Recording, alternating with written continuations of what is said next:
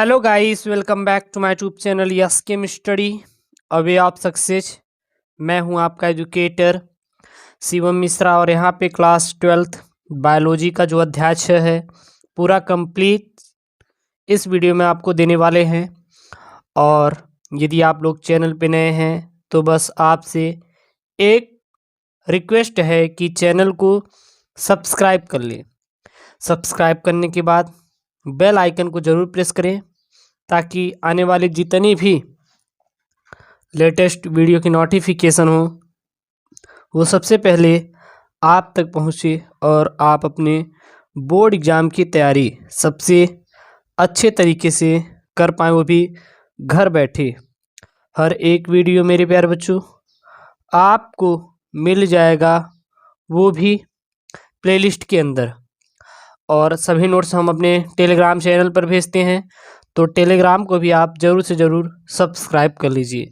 तो ये class 12th biology का जो चैप्टर 6 है वो है वंशागति का आणविक आधार। ठीक है, वंशागति का आणविक आधार ये आपका चैप्टर 6 है और हर एक पॉइंट को हम लोग कवर करने वाले हैं जो कि आपके बोर्ड एग्ज़ाम से रिलेटेड है।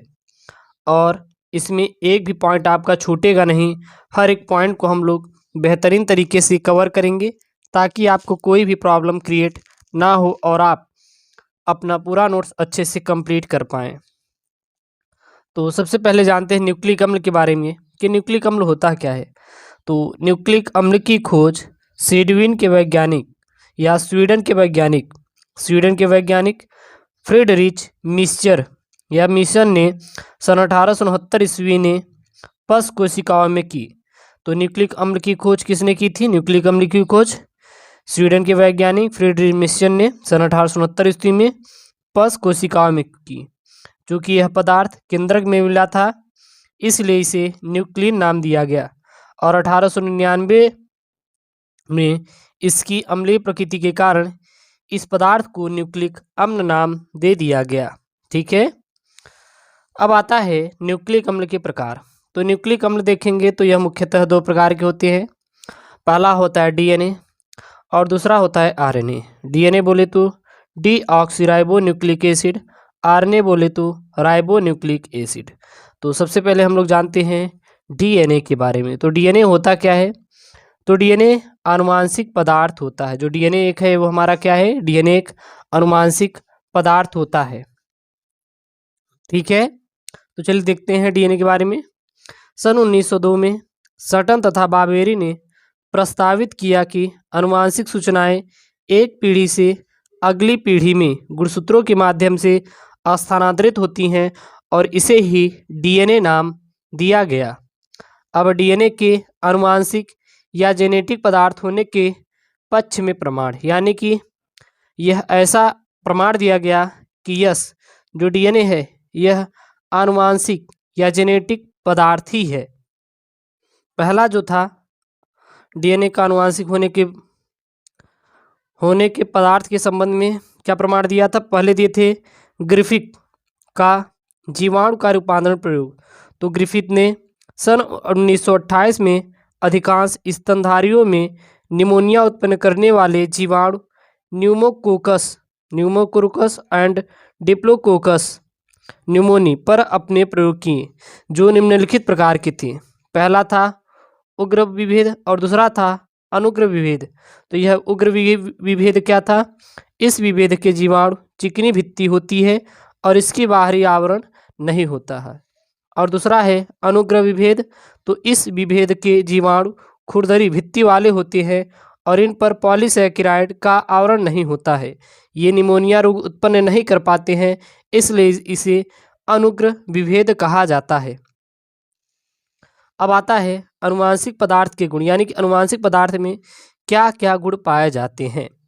तो एक अणु जो आनुवांशिक पदार्थ के रूप में कार्य कर सकता है, एक अणु है जो आनुवांशिक पदार्थ होता है। क्या होता है? एक अणु होता है जो कि आनुवांशिक पदार्थ के रूप में कार्य कर सकता है। यह निम्नलिखित मापदंडों को आवश्यक पूर्ण करता है। अवश्य पूर्ण करता है कौन कौन सा? यह अपना प्रतिकृति बनाने में सक्षम है, इसे रचना रासायनिक संगठन के आधार पर स्थिर होनी चाहिए, यानी कि इसकी जो रचना होनी चाहिए वो रासायनिक संगठन के आधार पर क्या होनी चाहिए, स्थिर होनी चाहिए। तीसरा देखें तो इसमें धीमे परिवर्तन की संभावना होती है, जो विकास के लिए बहुत क्या होती है, आवश्यक होती है। और चौथा पॉइंट देखें तो इसे स्वयं मेंडल के लक्षण के अनुरूप अभिव्यक्ति होना चाहिए। अब अगला आता है आरएनए। आरएनए बोले तो राइबो न्यूक्लिक एसिड। तो यह आरएनए क्या होता है, आरएनए पहला अनुवांशिक पदार्थ है। अनुवांशिक पदार्थ के साथ एक उत्प्रेरक अर्थात कुछ रासायनिक अभिक्रियाओं के लिए एंजाइम की भांति भी हमारा आरएनए कार्य करता है। आरएनए उत्प्रेरक के रूप में क्रियाशील लेकिन अस्थायी है। इस कारण से आरएनए के रासायनिक रूपांतरण से डीएनए का विकास हुआ, जिससे यह अधिक अस्थायी है। अगला आता है डीएनए। अब क्या आता है डीएनए, डीएनए का एक लंबा बहुलक है। डीएनए क्या है, एक लंबा बहुलक है। इसकी लंबाई दो बार हो गया तो ध्यान देना। इसकी लंबाई सामान्य तथा इसमें मिलने वाले न्यूक्लियोटाइड्स संख्या पर निर्भर करती है और यह किसी भी जीव की विशेषता होती है। अब बात करेंगे स्ट्रक्चर ऑफ डीएनए, यानी बोले तो डीएनए की संरचना। तो डीएनए दो पॉलीन्यूक्लियोटाइड श्रृंखलाओं का बना होता है और न्यूक्लियोटाइड के इसमें तीन घटक होते हैं। और वो तीन घटक क्या होते हैं, पहला होता है नाइट्रोजनी क्षार, पेंटोज शर्करा और एक फास्फेट ग्रुप। नाइट्रोजनी क्षार दो प्रकार का होता है, प्यूरिन, और प्यूरिन में क्या है, एडेनिन व ग्वानिन और पिरिमिडिन, जिसमें साइटोसिन, यूरेसिल व थायमिन होता है। साइटोसिन डीएनए व आरएनए दोनों में मिलता है, जबकि थायमिन जो होता है यह केवल व केवल डीएनए में ही मिलता है। अब आता है न्यूक्लियोसाइड। यह न्यूक्लियोसाइड क्या होता है, तो न्यूक्लियोसाइड प्यूरिन या पिरिमिडिन नाइट्रोजनी क्षारकों व पेंटोन शर्करा के बने होते हैं। किसके बने होते हैं, पेंटोज शर्करा के बने होते हैं। यहाँ पे होगा ज, पेंटोज शर्करा क्या होते हैं, बने होते हैं। नाइट्रोजनी क्षारक एक एन ग्लाइकोसिडिक बंध द्वारा पेंटोज शर्करा से जुड़कर न्यूक्लियोसाइड बनाते हैं और डीएनए के न्यूक्लियोसाइड डीऑक्सीराइबो न्यूक्लियोसाइड कहलाते हैं। ठीक है। अब आता है डीएनए में चार प्रकार के न्यूक्लियोसाइड होते हैं और डीएनए में जो चार प्रकार के कौन कौन से होता है, पहला आता है डीऑक्सी एडिनोसिन, और दूसरा जो आता है वो क्या आता है, डीऑक्सी ग्लूनोसिन, और जो तीसरा आता है वो आता है डीऑक्सी थाइमिडीन, और चौथा कौन सा आता है वो आता है डीऑक्सी डीआईटीडीन। ओके। अब आपका आता है न्यूक्लियोटाइड। ये न्यूक्लियोटाइड क्या होता है, तो न्यूक्लियोटाइड के एक अणु में प्यूरिन या पिरिमिडिन नाइट्रोजनी क्षार डीऑक्सीराइबोज पेंटोज शर्करा द्वारा जुड़े होते हैं और फास्फोरिक अम्ल के एक अणु 5 फास्फेस्टर बंध के द्वारा जुड़कर डीऑक्सीराइबो न्यूक्लियोटाइड बनाता है। चूँकि डीएनए में चार प्रकार के नाइट्रोजनी क्षार होते हैं, अतः न्यूक्लियोटाइड भी चार प्रकार के होते हैं। कौन कौन से, पहला जो होता है वो होता है आपका डीऑक्सी एडिनिलिक अम्ल, और दूसरा होता है डीऑक्सी एडिनिलिक अम्ल, और अगला होता है डीऑक्सी साइटिडिलिक अम्ल, और जो चौथा होता है डीऑक्सी थाइमिडिलिक अम्ल। अब पहला आता है, इसमें अगर देखें अब जो आता है वो आती है पॉलीन्यूक्लियोटाइड श्रृंखला। ये पॉलीन्यूक्लियोटाइड श्रृंखला क्या होती है, तो चार प्रकार के न्यूक्लियोटाइड्स के अलग अलग क्रम में जुड़ने से पॉलीन्यूक्लियोटाइड श्रृंखला का निर्माण होता है। प्रत्येक श्रृंखला में न्यूक्लियोटाइड की डीऑक्सीराइबोज शर्करा में पांचवें स्थान के साथ C5 यानी कार्बन के 5 जुड़े होते हैं से जुड़ा फास्फोएस्टर बंध द्वारा जुड़ा रहता है। अतः यह बंध 5 फास्फोडाइएस्टर बंध कहलाता है या फिर कहा जाता है। अब आपकी आती है द्विकुंडली डीएनए की खास विशेषताएं निम्नलिखित है, यानी जो पॉली न्यूक्लियोटाइड चेन है इसमें क्या क्या हमारा होता है, यानी द्विकुंडली डीएनए की खास विशेषताएं कौन कौन सी होती हैं। पहली, यह दो पॉलीन्यूक्लियोटाइड श्रृंखलाओं का बना होता है जिसका आधार शर्करा फास्फेट का बना होता है। वह क्षार भीतर की ओर प्रक्षेपी होता है। और दूसरा, दो श्रृंखला प्रति समानांतर ध्रुवणता रखती है। और जो तीसरा पॉइंट होता है, दोनों रज्जुकों के आपस में हाइड्रोजन बंध द्वारा युग्मित होकर क्षार युग्म बनाते हैं। और जो चौथा होता है, दोनों श्रृंखलाएं दक्षिणावर्ती कुंडलित होती हैं और कुंडली का पिच 3.4 नैनोमीटर अर्थात 34 एंगस्ट्राम होता है। पांचवा पॉइंट देखें तो द्विकुंडली में एक क्षार युग्म की सतह के ऊपर स्थित होते हैं। इसके अतिरिक्त हाइड्रोजन बंध कुंडलिनी संरचना को अस्थायित्व प्रदान करती है। अब आती है डीएनए की द्विकुंडलन संरचना। डीएनए की द्विकुंडलन संरचना क्या है? तो चारग्राफ व अन्य वैज्ञानिकों ने डीएनए का रासायनिक विश्लेषण किया व चारग्राफ के अपना नियम प्रस्तुत किया। याद रखना, डीएनए की द्विकुंडलन संरचना क्या है? चारग्राफ व अन्य वैज्ञानिकों ने डीएनए का रासायनिक विश्लेषण किया व चारग्राफ ने अपना एक नियम प्रस्तुत किया। अब आता है चारग्राफ का नियम। चारग्राफ का नियम क्या होता है? तो इरविन चारग्राफ ने सन 1950 में डीएनए में क्षारकों की मात्रा का मापन किया। वह उसने पता लगाया, क्या पता लगाया? A=T, अतः प्यूरिन सदैव पिरिमिडीन के बराबर होती है। मात्रात्मक रूप से A=T व A/T=1 एडेनिन की मोलर मात्रा थायमिन के बराबर होती है। दूसरा, साइटोसिन की मोलर मात्रा ग्वानिन के बराबर होती है अर्थात C=G। और अगर यहाँ पे गुणा में है, भाग में ले आएंगे तो यहाँ पे G1 बचेगा और C/G हो जाएगा। तीसरा पॉइंट, A+G बोले तो प्यूरिन और हमारा ग्वानिन, प्यूरिन और ग्वानिन इक्वल टू हमारा क्या हो जाएगा? पिरिमिडीन प्लस साइटोसिन का यह अनुपात एक ही जात के जीवों में समान किंतु भिन्न भिन्न जात के जीवों में भिन्न भिन्न होता है। अब आता है आपका डीएनए के द्विकुंडलन संरचना के प्रमाण, या अर्थात डीएनए के द्विकुंडलन संरचना के क्या क्या प्रमाण हैं? तो जेम्स वाटसन व फ्रांसिस क्रिक ने 1953 में डीएनए की द्विकुंडलन संरचना का त्रिविम मॉडल प्रस्तुत किया था। इस मॉडल के अनुसार डीएनए अर्धोहरी हेलिक्स से बना होता है। एक हेलिक्स एक सीढ़ीदार के आकार का होता है और इसमें न्यूक्लियोटाइड्स के 10 युग्म होते हैं जो एक दूसरे से 3.4 एंगस्ट्राम की दूरी पर स्थित होते हैं। अतः पॉलीन्यूक्लियोटाइड श्रृंखला की एक सिरे की श्रृंखला का C3 तथा दूसरे सिरे के शर्करा C5 किसी भी न्यूक्लियोटाइड से नहीं जुड़ते तथा इन्हें 3 से 5 सिरे होते हैं। अब आपका आता है वाटसन एवं क्रिक के मॉडल के प्रमुख बिंदु। तो यानी कि वाटसन एवं क्रिक के मॉडल के प्रमुख बिंदु क्या क्या थे? तो पहला था, प्रत्येक डीएनए अणु में पॉलीन्यूक्लियोटाइड श्रृंखलाओं के 2 हेलिक्स होते हैं। और दूसरा क्या था? डीएनए में शर्करा व फास्फेट अणु का अनुपात हमेशा और हमेशा क्या रहता है? समान रहता है।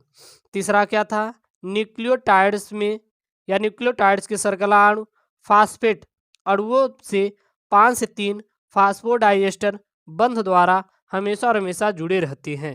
अब आता है डीएनए के विभिन्न प्रारूप, यानी डीएनए के कौन कौन से आपके प्रारूप होते हैं? तो पहला होता है रेखाकार व वृत्ताकार डीएनए, यानी लीनियर एंड सर्कुलर डीएनए।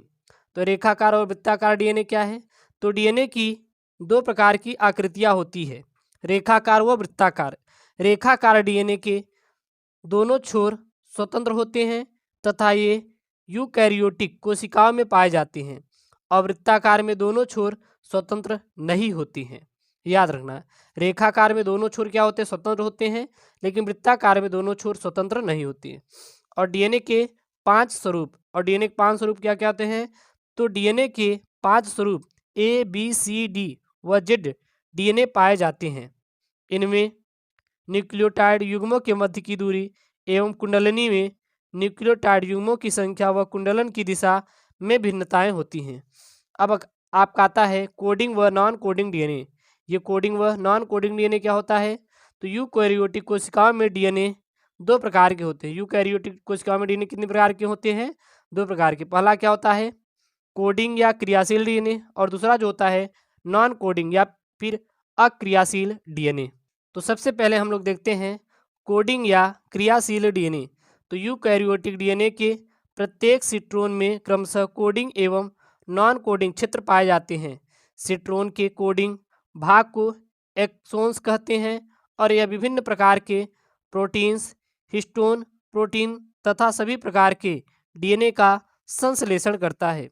दूसरा जो आता है वो आता है आपका नॉन कोडिंग या अक्रियाशील डीएनए। तो डीएनए का अधिकतर भाग आरएनए में अनुलेखन नहीं होता है तथा अनुवांशिकी व कोशिका कार्यकी में किसी प्रकार से भाग नहीं लेता, जो नॉन कोडिंग डीएनए होता है। अब आता है आपके डीएनए के कार्य यानी वर्क ऑफ डीएनए। डीएनए क्या क्या कार्य होते हैं? तो पहला जो डीएनए का कार्य होता है वह डीएनए जीवधारियों का आनुवांशिक पदार्थ है, अतः यह जनकों के आनुवांशिक लक्षणों को संतानों में स्थानांतरित करता है। दूसरा, डीएनए जीन का घटक है, अतः इसके द्वारा एक ही जीवों में जीव उत्परिवर्तन होता है। और तीसरा, डीएनए विनिमय के दौरान पुनर्संयोजन निर्माण द्वारा जीवों में विभिन्नता उत्पन्न करता है। अब आपका आता है डीएनए प्रतिलिपिकरण। ये डीएनए प्रतिलिपिकरण क्या होता है? तो डीएनए के दोनों रज्जुक अलग होकर साँचा के रूप में कार्य कर नए पूरक रज्जुकों का निर्माण करते हैं। इसे हम लोग क्या कहते हैं? डीएनए प्रतिलिपिकरण कहते हैं। डीएनए प्रतिलिपिकरण क्रियाविधि व एंजाइम। तो सजीव कोशिकाओं में प्रतिकृति हेतु एंजाइम के समूहों की आवश्यकता होती है। मुख्य एंजाइम जो डीएनए पर निर्भर करता है वह डीएनए पॉलीमरेज है। यह डीएनए टेम्पलेट का उपयोग कर डीऑक्सीराइबोन्यूक्लियोटाइड्स के बहुकलन को प्रेरित करता है और ये एंजाइम निम्नलिखित प्रकार के होते हैं। पहला क्या होता है हमारा?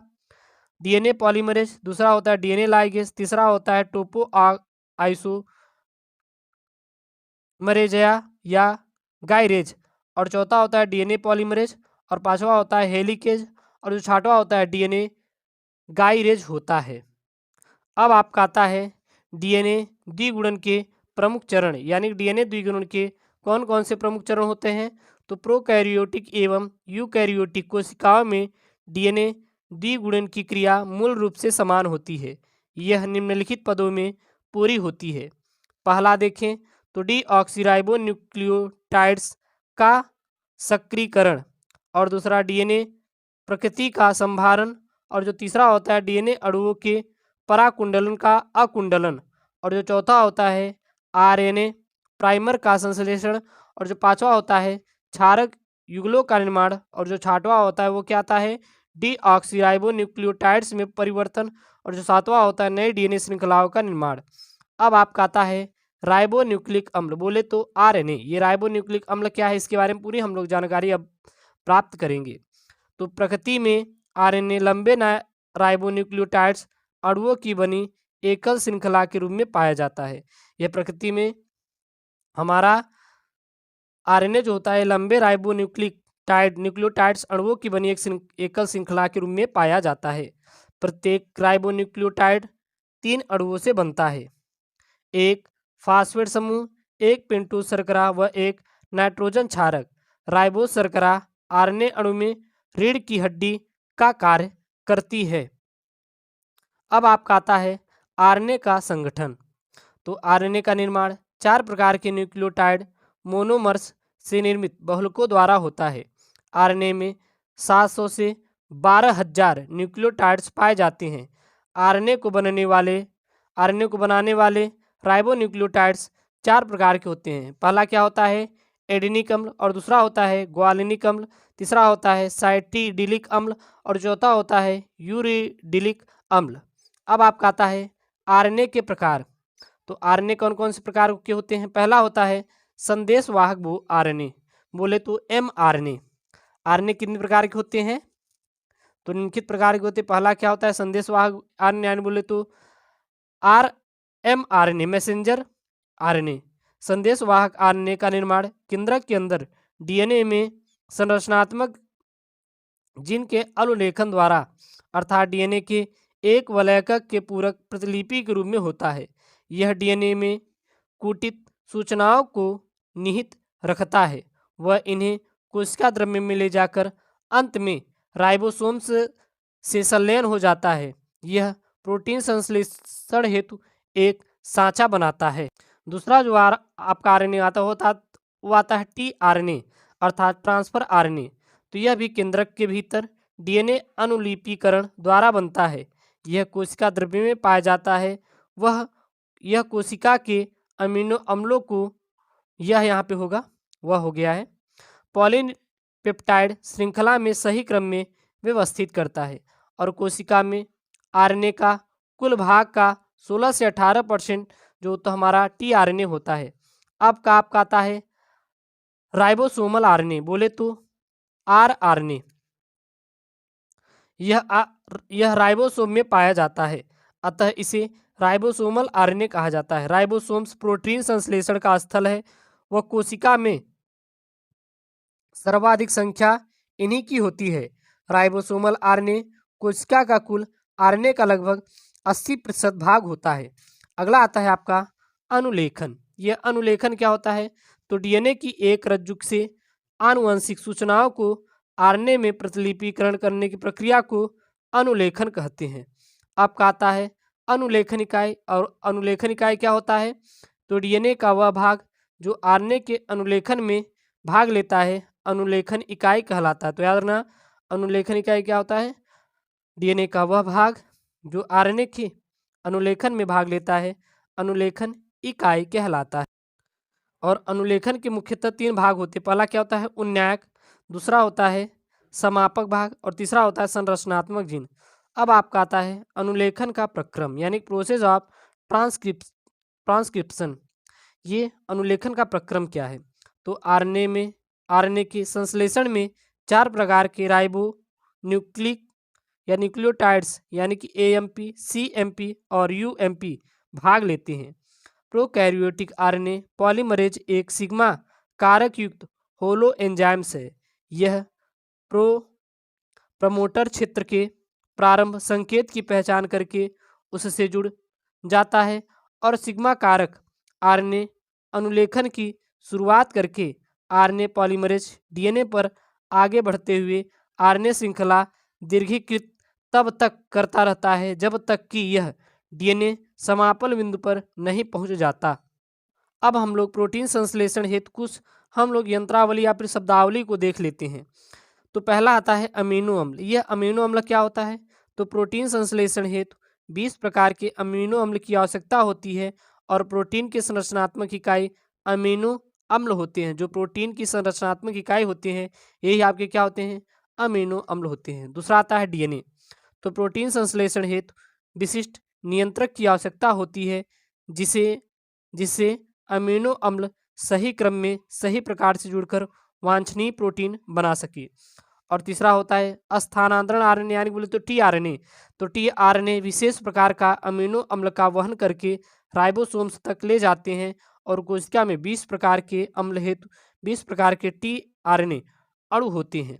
अब आपका होता है प्रोटीन संश्लेषण की प्रक्रिया। तो प्रोटीन संश्लेषण प्रक्रिया निम्नलिखित चरणों में होती है। पहला, अमीनो अम्ल का सक्रियकरण। तो कोशिका द्रव्य में सभी अमीनो अम्ल निष्क्रिय अवस्था में रहते हैं और टीआरएनए की ग्राही भुजा के संलग्न होने से पूर्व अमीनो अम्ल का सक्रियकरण होता है। अमीनो अम्ल अमीनो एसाइल सिंथेटेज वीकर की अनुपस्थिति में एटीपी की ऊर्जा द्वारा सक्रिय होते हैं। दूसरा अगर देखें तो सक्रिय अमीनो अम्ल का टीआरएनए पर स्थानांतरण। तो अमीनो एसाइल एएमपी, जिसको अमीनो एसाइल अर्थात एएमपी एंजाइम जटिल विशिष्ट आरएनए की ग्राही भुजा के संलग्न होने से पूर्व अमीनो अम्ल का टीआरएनए स्थानांतरण करता है। तीसरा आता है एमआरएनए का राइबोसोम से जुड़ना। तो राइबोसोम की छोटी उप इकाई से एमआरएनए के प्रथम कोडान जुड़कर संभारंभन जटिल उत्पन्न करता है। तत्पश्चात बड़ी उप इकाई इसमें जुड़कर सक्रिय राइबोसोम्स का निर्माण करती है। अब आपका आता है जीन। ये जीन क्या होता है? तो गुणसूत्र पर स्थित अनुवांशिक इकाई जो जीव के फिनोटाइप लक्षण का निर्धारण करती है उसे हम लोग जीन कहते हैं। अब आपकी आती है जीन की परिभाषा। ये जीन की परिभाषा होती क्या है देख लेते हैं।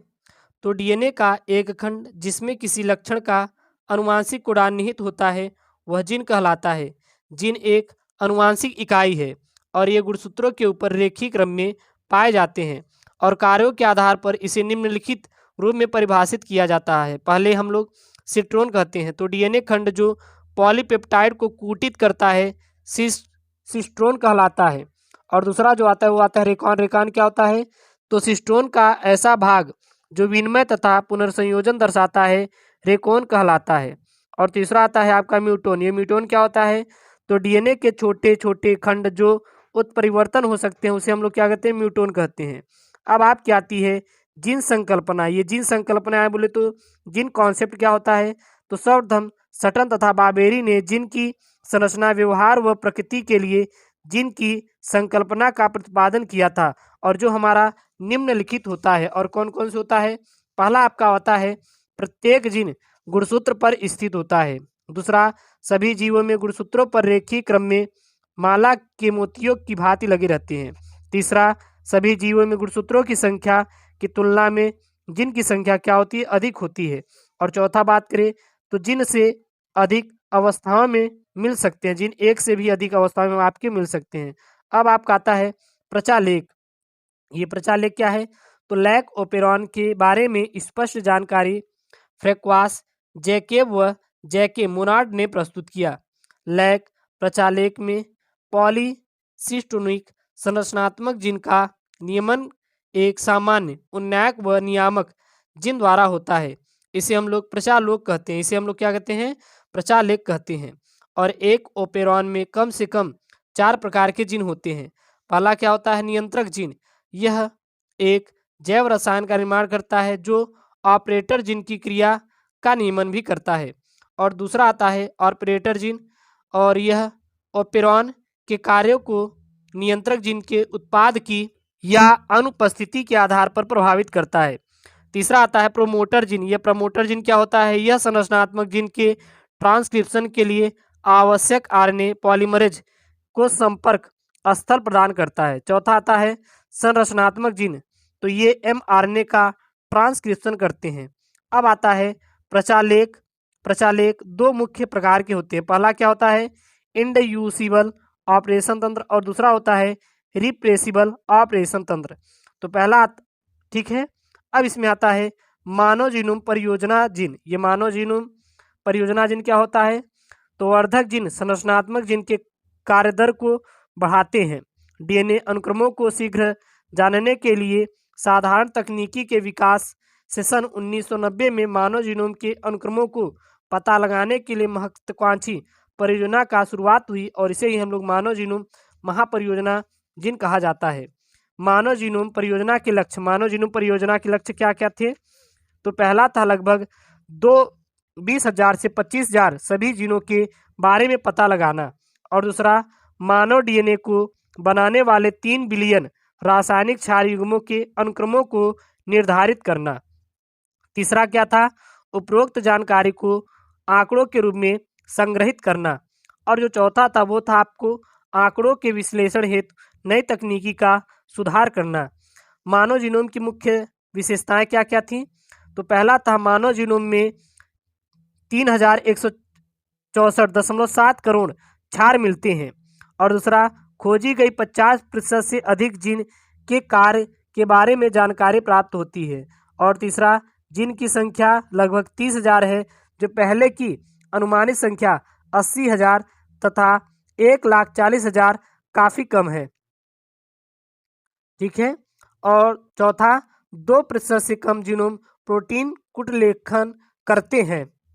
अब आपका आता है डीएनए फिंगर प्रिंटर तकनीक। यानी डीएनए फिंगर प्रिंटर तकनीकी क्या है? तो डीएनए उंगली छाप तकनीकी का प्रारंभिक विकास, जो डीएनए उंगली छाप तकनीकी का विकास एलेक जे फ्रिज द्वारा किया गया और इन्होंने अनुषंगी डीएनए को प्रोब के रूप में उपयोग किया जिसमें काफ़ी बहुलता मिलती है।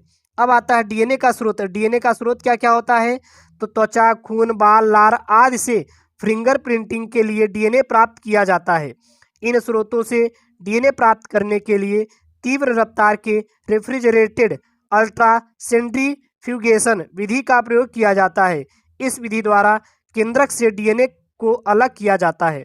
अब आपका आता है डीएनए फिंगरप्रिंट के अनुप्रयोग, यानी डीएनए फिंगरप्रिंटिंग के अनुप्रयोग कहाँ पे किए जाते हैं, इसका उपयोग क्या क्या होता है। तो इसमें कत्ल, अपराध, बलात्कार आदि मामलों को ज्ञात करने के लिए हम लोग फिंगरप्रिंटिंग डीएनए का तकनीकी का उपयोग करते हैं। डीएनए जो फिंगरप्रिंटिंग होता है, जैसे बलात्कार हो जाता है तो कहीं ना कहीं वो जो पुरुष होगा उसको टच करे रहेगा उसके बॉडी को, तो वहाँ से पता लगा सकते हैं। अपराध हो जाता है, कत्ल हो जाता है इत्यादि में। अनुवांशिक बीमारियों के पहचान हेतु भी हम लोग डीएनए फिंगरप्रिंटिंग का उपयोग करते हैं। और तीसरा, मानव वंशावली में इसका उपयोग किया जाता है। तो ये मेरे प्यारे बच्चों जो आपका अध्याय है 6, यहाँ पे क्लास 12th बायोलॉजी का अध्याय 6 कंप्लीट होता है। अगर आपको ऐसी वीडियो चाहिए तो चैनल को सब्सक्राइब करिए और हर एक वीडियो प्लेलिस्ट मिल जाएगा, जाके वहाँ से आप अपना प्यारा सा नोट्स कंप्लीट कर सकते हैं। ओके दोस्तों, थैंक यू, जय हिंद।